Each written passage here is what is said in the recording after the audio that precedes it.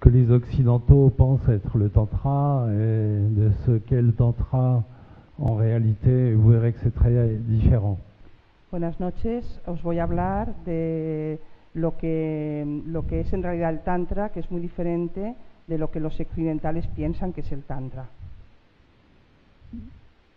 Dans les années 60, il y a eu toutes sortes de mouvements très intéressants, principalement en Californie, autour des Salènes, en même temps qu'il y avait une grande libération de la sexualité. En los años 60 hubo mucho movimiento, mucho tipo de movimientos, y se concentraron muchos en California, en Salem, y especialmente también hubo toda la parte de la liberación sexual. Alors, bien sûr, vous savez que la Gestalt a eu beaucoup d'influence là-bas. Sabéis que la Gestalt tuvo mucha influencia en ese momento en Salem, en ese lugar. Mais il n'y avait pas que Pearls, il y avait aussi beaucoup d'autres gens passionnants. Y no estaba solo Pearl, sino que también había mucha gente muy interesante y muy pasionante. Alors, il y avait le cri primal, toutes ces choses-là qui commençaient à éclore et qui commençaient à influencer tout le monde. Pues había el primal, lo primal que empezó a moverse allí en muchos aspectos. Et il y avait aussi une sorte de soif d'une quête spirituelle. Y había una sed y una búsqueda de lo espiritual. Il y avait des gens comme Alan Watts qui introduisaient le zen en Californie. Había gente como Alan Watts que introducía el zen en California.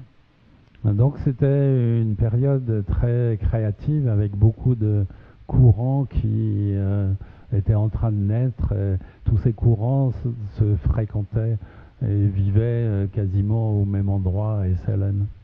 Entonces había muchas corrientes que estaban naciendo en este momento y que se entrecruzaron, coincidieron en Salem, y eso dio salida pues a mucho intercambio entre ellos y al desarrollo de todas estas corrientes. Et ça coïncidait aussi avec la grande migration des Occidentaux vers l'Inde. También coincidió con la gran migración de los occidentales hacia la India.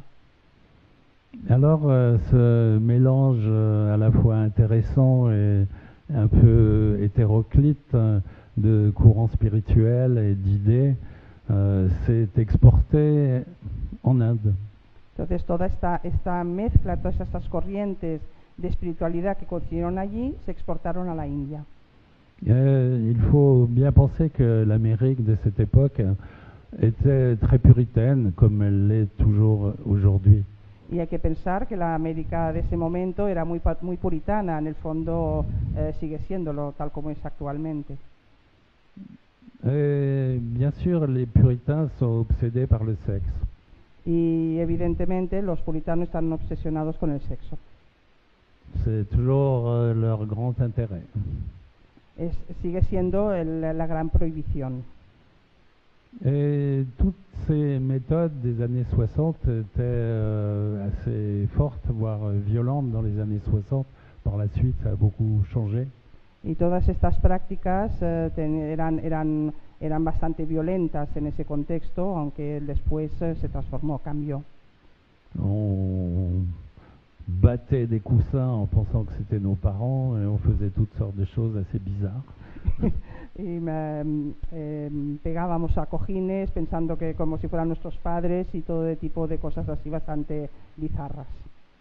On déclenchait la violence avec une idée que ce déclenchement allait être curatif.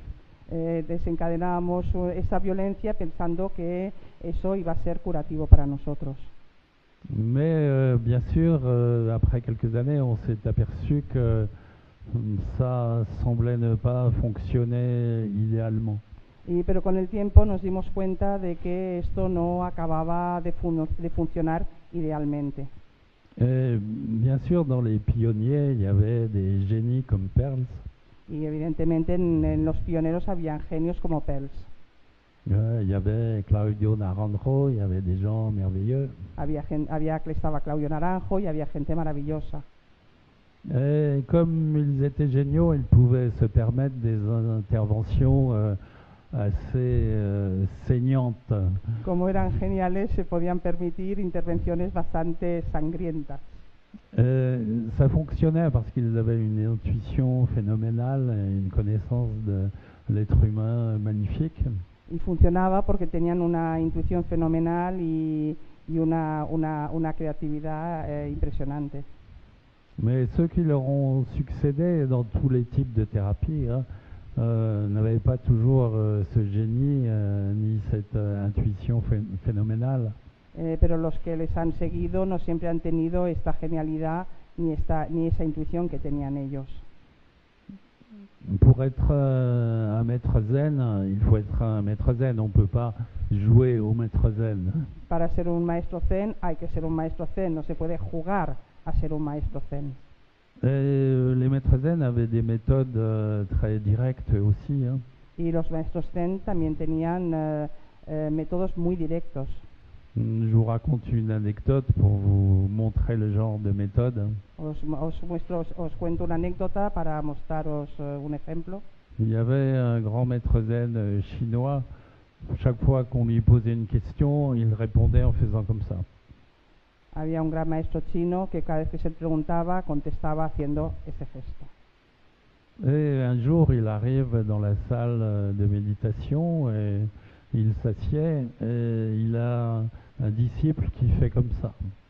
Y un día llega a la sala de meditación y se sienta y se encuentra con un discípulo que le hace este gesto así. Lui descend de l'estrade, il prend son épée parce qu'à cette époque-là, les moines portaient l'épée. Entonces baja del estrado y saca su espada, porque en esa época los maestros llevaban espada.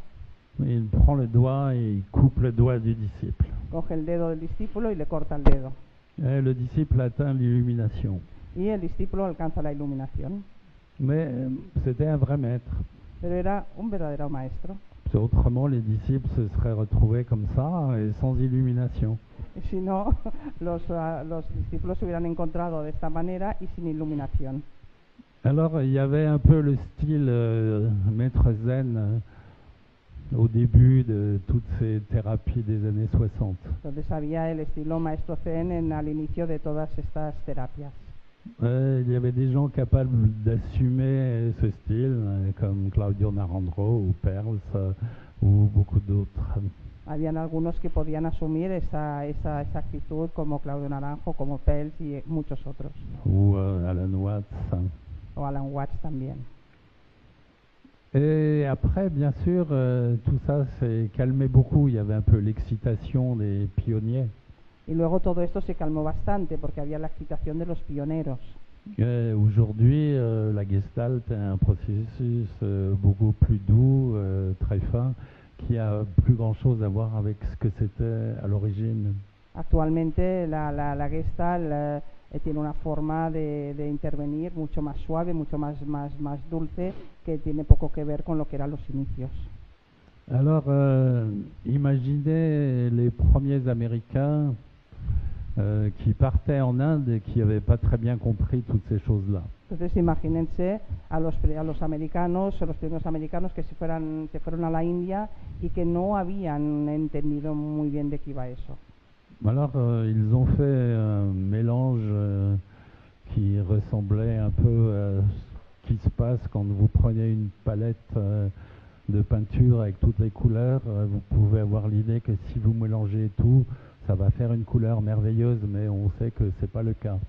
Entonces imagínense que esto es como si tomamos una paleta de colores y queremos sacar un color, pero no tenemos ni idea de cómo se hace y lo cogemos todo y pretendemos que salga un color muy bonito y no sale lo que nos esperamos. Donc c'est un peu leur palette. Quand ils sont partis en Inde, c'était cette couleur terrible où tout était mélangé. Entonces, cuando todas estas personas se fueron a la India con su paleta, pues era un color bastante terrible, que no tenía nada que ver con la realidad. Et ce qui les intéressait le plus, bien sûr, c'était la libération sexuelle. Y lo que más les interesaba era la liberación sexual.